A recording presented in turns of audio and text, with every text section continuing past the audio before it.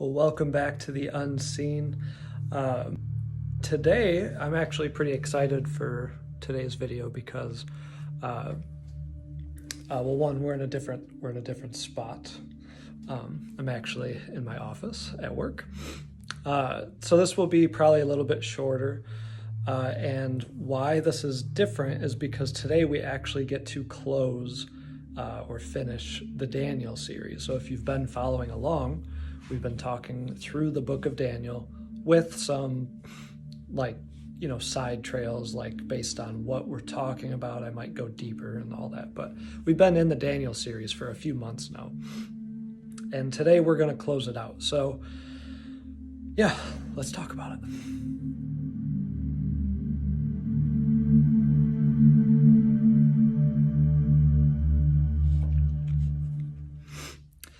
All right. So the last two chapters, we've been going chapter by chapter in the book of Daniel. We actually have chapter 11 and 12 that I have not talked about yet. But really, I'm going to give you just an overview. We're not going to dive into them because there are things we could talk about, but I don't feel like they totally fit in the context of the point of this channel, so the Unseen. Because really, I'll just recap that. The Unseen is really all about growing in our awareness and understanding. So awareness, understanding, revelation, all of it, of the unseen realm. So the spirit realm that we are very much a part of, that's all around us all the time. It's not something we have to tap into as if it's something separate. We actually live in it, operate out of it, and everything that we see physically comes from it. And we know that scripturally. So the goal is, can we be more aware and can we get better at doing life in connection to the unseen? Because as a Christian, God is spirit and he's made us to be spirit, though we live in the physical world as well. But there's so much of who we are as sons and daughters and what we have access to just because we're a created being that he's made, but also what he's invited us into to walk in favor, authority, and to actually understand at least better how things work around us. Because I really think if you don't intentionally press into it, we don't know a lot. There's so much we don't know. And the goal isn't to learn everything. But what if we could get better at some things? What if to connect with faith and to walk in faith and to pray for people, lay hands on people and shift atmospheres, you actually had an awareness in the spirit realm because you've trained yourself and pressed into that to grow, that you are actually seeing greater levels of success in your faith walk. And why not? I want that. And I believe a lot of you want that too. And so anyway, that's really what the Unseen is about. Just figured I'd give you a little recap. But the last two chapters in the book of Daniel, they're just not necessary to dive into, but I'll give you a little overview. And then I'll kind of wrap things up. Sorry, my ear's doing a weird thing. Makes my voice sound weird. Anyway. So if you hear me sniffing, I'm not sick. Not that it matters. It's just a video. It's just my ear sometimes gets funny. Anywho, so in chapter 10, this was one of my favorite chapters, and that's where I dive into how I believe this whole encounter Daniel has, which has more than one heavenly being that shows up, but I believe the main one that shows up that talks with him is Jesus, pre-incarnate. So we talk about that, I'm not going to go into it.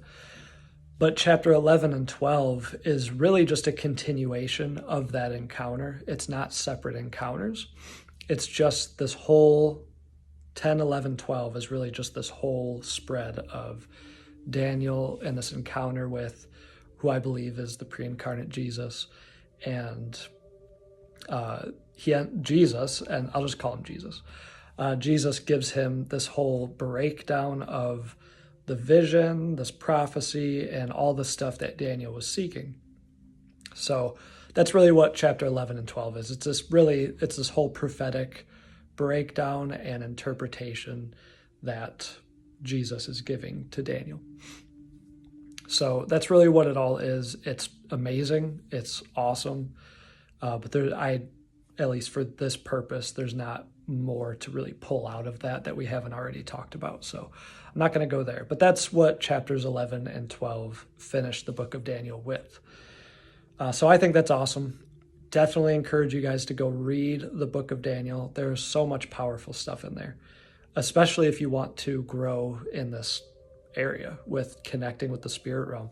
Because all throughout, Daniel and the other three, Shadrach, Meshach, and Abednego, they're connecting with mystical things, with practicing. And they were part of this group of like wise men, these magi, the people that were close to the kings, that had authority, that had influence with rulers of the kingdoms that they were a part of, which started with Babylon. So just amazing stuff in the book. Definitely study it out, read it, and just see like their hearts for God and what God really did through them and with them. It's powerful. So amazing book. Read it out, study it. But to kind of wrap up, I just kind of want to share just some interesting things that come out of Daniel with his influence in these kingdoms. So maybe you've heard some of this before, but I know up until really recently, like the last year and a half or so, maybe 2 years, this was a totally new thought for me. And so I was under some teaching that talked about this. But like the wise men that came to see Jesus when he was like, I think 2 years old or so. He wasn't like a newborn baby. Not going to go into that. I'm sure you've heard about it. But the three, well, it wasn't even three necessarily, just three gifts. The wise men that came to visit Jesus and Mary and Joseph was not right after he was born. It was some time later. So he was a young child at that point. So the teaching really got into like, who were these guys? Who were these wise men? Because it just says they came from the east. So I don't know. So I don't know if we can say this for sure, but when you really pull out the people involved and the language that was used with some of the beliefs that the Jews passed down from that time, that's just maybe not directly in the Bible, that basically these wise men, they were from the order that Daniel established when he started in Babylon, and then he was in Persia and the other place. I'm drawing a blank right now. The Medes and the Persians, and I think there was something else. Doesn't matter. When he was in those other kingdoms, Cyrus and Darius and Nebuchadnezzar and Belshazzar, all of them. So he served all these kingdoms, and he was a part of this order. These were the wizards, the wise men, the astrologers. These were the people that practiced the mystical things, and oftentimes not in godly ways. But we know that Daniel and any of those other Jews that were a part of that, so we know of the three, but there could have been more, that were a part of this order, that they, at least some of them, stayed loyal to Yahweh. And they did practice things, but they practiced them in the right way, I guess you could say, as best as we know. So like Daniel was like the chief. He was the chief magician, they called him. And how would you like to have that reputation? Known by the world as the chief magician, but one who worked according to Yahweh and his order. But they established this way of actually even reading the stars, reading the signs in the stars, prophecy in the stars. And this was a thing. So, most of us, we shut that down because there's astrology. Is it astrology? Astronomy? Man, I usually have that right, but now that I'm recording, I get it mixed up. The whole thing. And then you have the zodiac and all that stuff. And people getting their fortune out of, the horoscopes and all that stuff. So like, we don't believe in that. We know this. There's real stuff to it, but like we're instructed by Scripture not to mess with that stuff. So we know this. But there's actually scriptural precedent for there being signs in the heavens that actually speak to God in creation. Speak from God, like the same way that creation speaks of his glory, so can the heavens and the stars. So it's not about getting fortunes, but there can actually be scriptural prophecy. So it's actually, well, I could go a lot deeper, but I don't want to do it without studying more in depth before I communicate this stuff. But basically, it's believed that these wise men that came to visit Jesus and to worship Jesus and give him those gifts as worship, that these were those that were of that order. They could have been Jews, maybe. I'm not sure if we know that, but because there were Jews that didn't come back to Israel after, they were taken out by, first Babylon. But so they could have been Jews maybe, or maybe not, but they were of this order of wise men. So wise men doesn't just mean like they learned a lot and could teach people. In this context, it was really that they were wise in the ways of mystical arts of some type. So like wizards, astrologers, anything of that sort, like these were those people. Now they might not have practiced dark things. That's not the point, but that's what the term was used for. They could have just as easily been called wizards, but anyway. So it's believed that these were of that order because they came, and we know this from the Christmas story, that they came to Bethlehem to find, or they came to find Jesus, and they followed a star. Now, what does that mean? That means that they were expert at reading the heavens and the sign of the heavens, and they recognized, and it wasn't just about a star. It had to have been, it was a star that was of a certain order and what it was speaking with in relation to the other constellations, that they were able to recognize that this was a sign of the king. This was a sign of the coming king. So they didn't come just thinking, let's go see what the star is. They knew what they were coming to find. So that means they would have had learning and instruction passed down through the generations from the time of Daniel, that they knew what they were looking for. And I just think that's fascinating.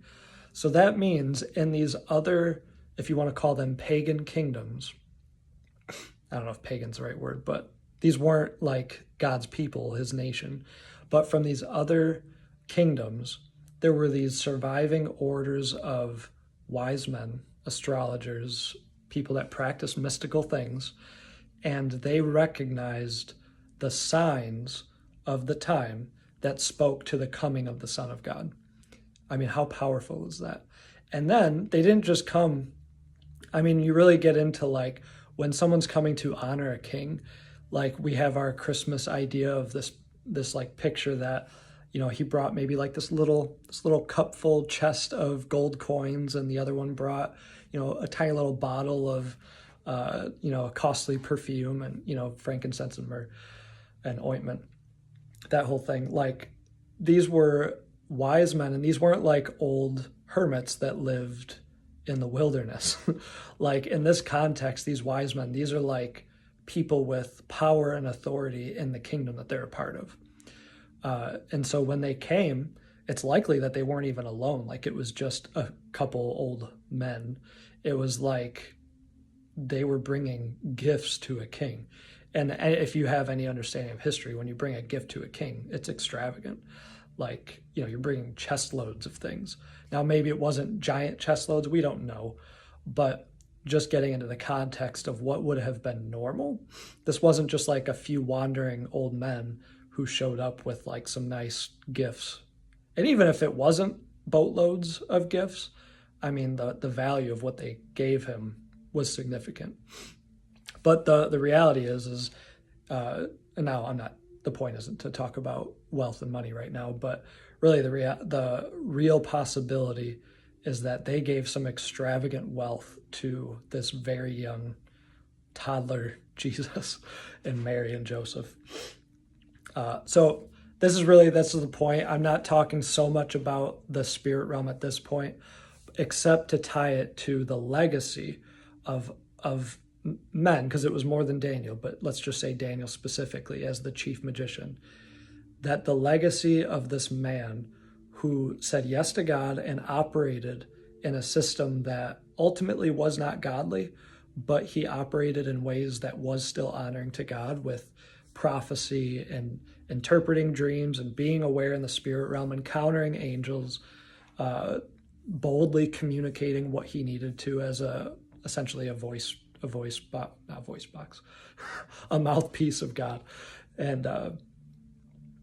and what he connected to through all of the different things we've talked about in the Daniel series, that the legacy they left behind was essentially a whole order of people that recognized the coming of the king. And I just think that's powerful. So really the point of this isn't just for you as an individual to, let's just say, get good at dream interpreting, but what if what you said yes to now and pursued growing in and maturing in these very areas actually affected your community and even generations to follow? Now, maybe not as dramatic as what we're talking about scripturally speaking, maybe more so, but the point isn't to measure it, except to say that like what you say yes to and grow in faith actually has a ripple effect that goes beyond just your day-to-day life. And I think that's something to consider. There's something powerful about that what I say yes to, what I'm pressing into now, be that in this area or anything else really, but my children and grandchildren have an open door to more easily walk in those very things and to see the increase in the fruit of what God wants to do in the world around them as they grow and their families grow. So, what you do matters more than just beyond you. The spirit realm is everywhere. What you do, whether you think it's significant or not, matters, and it affects the spirit realm, and the spirit realm affects you. I'll just leave it at that. It does matter, and it's worth pursuing. It's worth understanding, growing in our understanding, and going on a journey with the Lord, and actually being instructed by the Spirit and others who are doing this to grow and mature, because it's worth it. It's worth it, and there are people waiting for supernatural answers to things that there is no natural answer for. So anyway, that's it for the Daniel series. Thank you for joining me this whole time. We're not done with the unseen, but as far as the series itself, we're going to be going not really a different direction, but talking about other stuff. So that ends the Daniel series. Thank you for joining me, and I'll see you next week.